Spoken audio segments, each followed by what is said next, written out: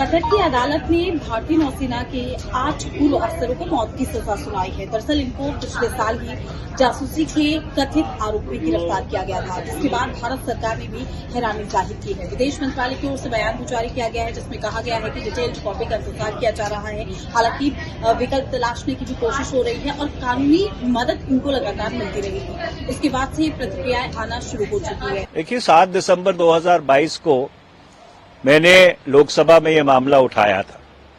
तब तक 120 दिन ये 8 सेवानिवृत्त जो नौसेना के बहुत ही उच्च अधिकारी हैं, उनको सॉलिटरी कन्फाइनमेंट में 120 दिन के लिए रखा गया था। मेरे उस 0R के इंटरवेंशन का जवाब डॉक्टर जयशंकर ने एक खत के माध्यम से दिया 26 दिसंबर को, जिसमें उन्होंने ब्यौरा दिया कि भारत सरकार क्या कर रही है इनको मदद पहुंचाने के लिए।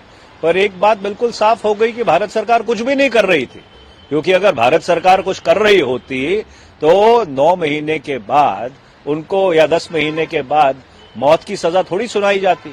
आज तक ना इस मुल्क को मालूम है, ना उनके परिवारों को मालूम है, ना इस देश को मालूम है कि उनके खिलाफ मुकदमा क्या है, उनके ऊपर आरोप क्या है, किस तरह की ये कानून व्यवस्था है और किस तरह की ये भारत सरकार है कि अपने 8 सेवानिवृत्त उच्च अधिकारियों को इस तरह मौत की सजा सुनाने दे और उसके बाद इस तरह के जवाब कि वी विल एक्सप्लोर और legal options, legal fight will go on. भैया, उन्होंने उनको मौत की सजा दे दी है और इसलिए प्रधानमंत्री को जो कतर के बादशाह हैं, जिन्हें अमीर कहते हैं, उनसे बात करनी चाहिए कि ये क्या हो रहा है और हमारे जो 8 लोग हैं उनको वापस लेके आना चाहिए। कहाँ चूक हुई सरकार से, जो कि सरकार कह रही है हम कानूनी बचाव के रास्ते तलाशेंगे। ये कहना संभव नहीं है जब हम जानते नहीं हैं कि क्या हुआ। जब पूरी बात सामने आएगी तभी कुछ कह सकेंगे।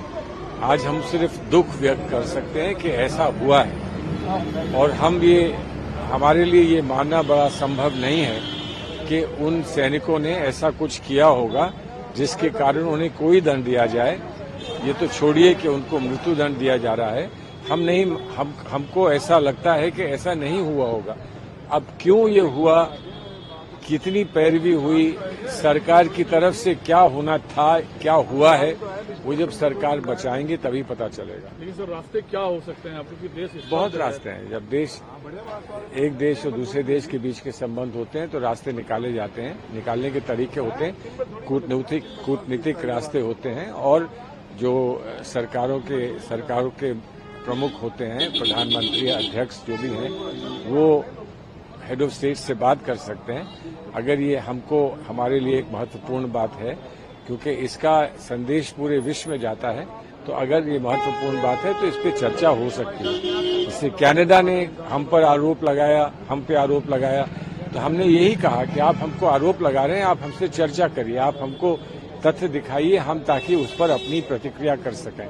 वैसे ही कतर से भी यही कहा जाएगा कि आप हमको बताइए, पूरी इसकी समीक्षा हम करें, उसके बाद हम अपनी रिस्पांस आपको दें। ऐसा भी सरकार कर सकती है और सरकार, मुझे उम्मीद है कि करेगी।